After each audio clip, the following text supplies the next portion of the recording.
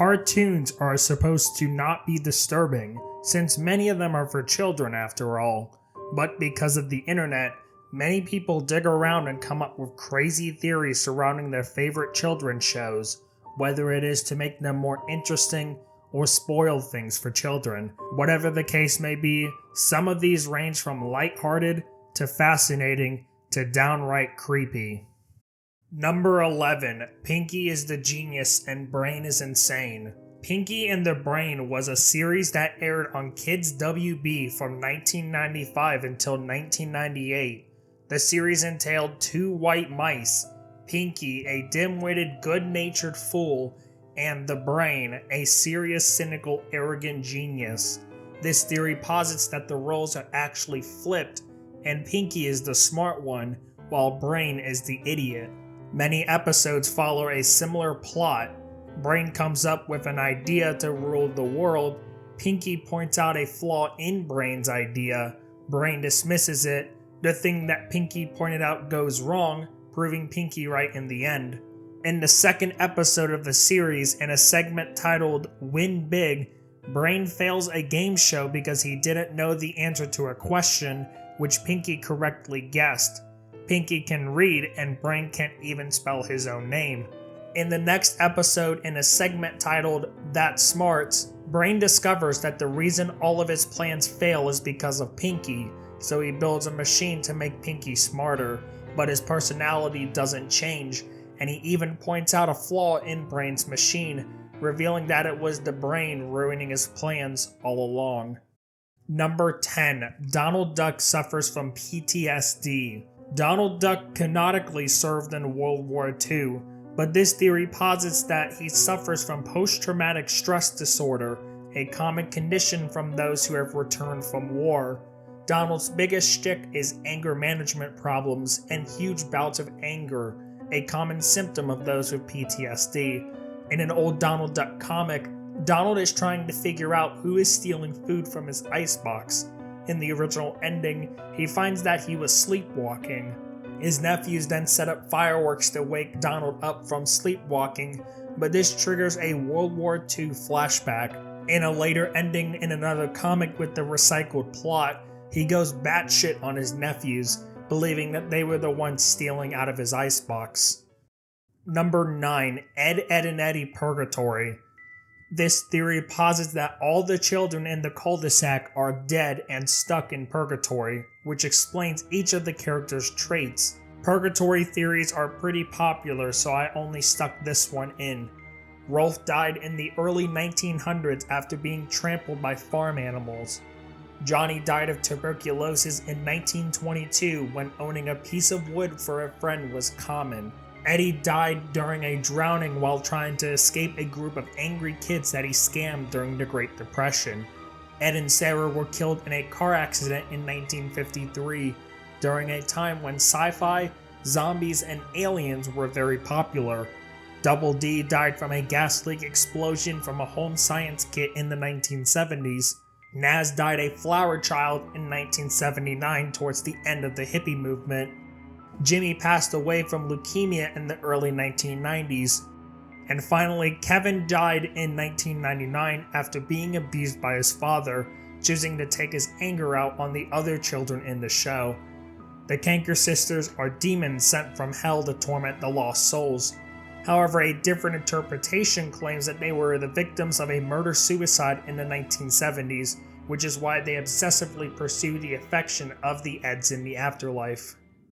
Number 8. The Flintstones live in the future. This theory states that the Flintstones actually live in a post-apocalyptic future. Post-apocalyptic theories are also pretty popular, so I only did one of these. Anyways, this theory kind of ties into the Jetsons as well. In the 1987 movie The Jetsons Meet the Flintstones, Elroy builds a time machine to send them into the future, but the time machine messes up and they believe that they were sent to the past. But what if they were sent to the future, a post-apocalyptic future? Remember, the Flintstones aired during the 1960s, the height of the Cold War, a time when nuclear tensions were at an all-time high. What if there was a nuclear war that sent man back to the Stone Age, thus setting the stage for the Flintstones? The Jetsons were forced to live above ground while the Earth healed, and after the radiation went down, the Flintstones appeared. This explains why the Flintstones celebrate Christmas after the birth of Christ, the references to the Beatles and the Beach Boys, and all of the technology and societal measures such as their economic system and money. Number 7. SpongeBob nuclear testing. This theory posits that SpongeBob's hometown of Bikini Bottom is based off of Bikini Atoll, a real-life atoll near the Marshall Islands that was used for nuclear weapon testing by the United States during World War II and the Cold War, and that Bikini Bottom takes place under the Bikini Atoll. The theory states that the characters in SpongeBob were a result of nuclear radiation mutation. When asked about it, both SpongeBob's and Squidward's voice actors denied it, but Plankton's voice actor Mr. Lawrence believes it to be true. Number 6. Winnie the Pooh mental disorders. This theory says that each of the characters in the Winnie the Pooh universe has a mental disorder. Pooh has an eating disorder, which explains his obsession with honey. Tigger has ADHD, which is why he's always active and hyper. Piglet has anxiety, which is why he's always scared or nervous. Eeyore has depression, which is why he's always down. Rabbit has OCD, which is why he's always obsessed with being perfect or having everything go right. Al is narcissistic, as he believes he's the wise one and smarter than everyone else. Christopher Robin is the only one that can see his stuffed bear and the animals come alive, because he is schizophrenic. Number 5. Fairly Odd Parents Antidepressants. Timmy's fairy godparents are stand-ins for antidepressants, specifically Zoloft and Prozac. The rules that Timmy must follow bear similarities to those who are on antidepressants. Number 1. They're there when Timmy's problems start showing up. Number 2. They're there for as long as he needs them. Number 3. He must keep them a secret. And number 4. When Timmy misuses them, there are consequences. This also makes sense when you look at Timmy's life outside of his godparents. He's bullied at school not only by Francis, but also Mr. Crocker, who wants to steal his fairies, and back at home, his parents seemingly don't care about him, as they constantly leave him at home alone with his abusive babysitter Vicky, despite Timmy obviously not being fond of Vicky. Number 4. Toy Story 3 Holocaust Theory. This theory posits that Toy Story 3 is an allegory for the Holocaust. The daycare Sunnyside Daycare is a concentration camp. Bad toys are sent to the caterpillar room to be tortured and abused by the young children until they are broken and sent down the waste chute and go to the incinerator. There are guards patrolling the daycare to make sure no toys escape. And, of course, Lotso is the head honcho of the toys at the daycare.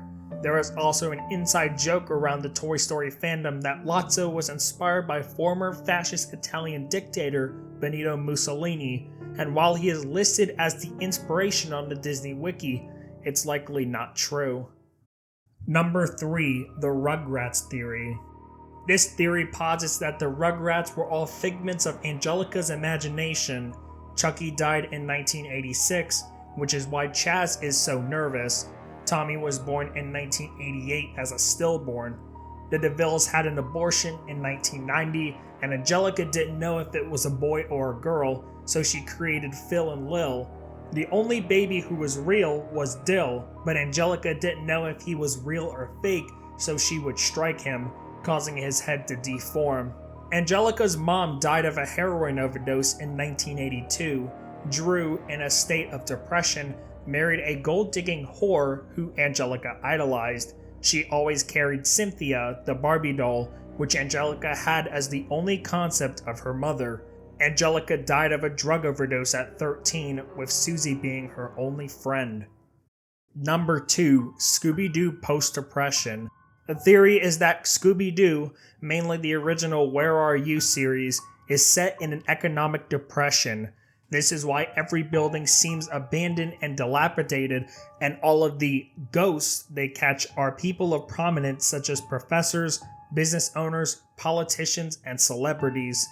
The fact that we never see the mystery gang in their own house might suggest that they're living out of the mystery machine because they're homeless. Shaggy and Scooby are always hungry because of food scarcity, and that there is limited food. Despite solving crimes and helping people out, they're never paid for it, and it's never explained why. In the original series, they never attend school or have a job or anything, which might suggest that all of the schools and businesses in the area are closed because of this economic depression. Number 1. Caillou Cancer Theory. Perhaps the most popular of these cartoon conspiracy theories is the Caillou Cancer Theory. The theory states that Caillou either has terminal cancer and is dying, or that the show is a series of flashbacks told by the narrator after Caillou died. The chemo left him with baldness, and his parents, trying to make their child's last times enjoyable, bring him on different adventures.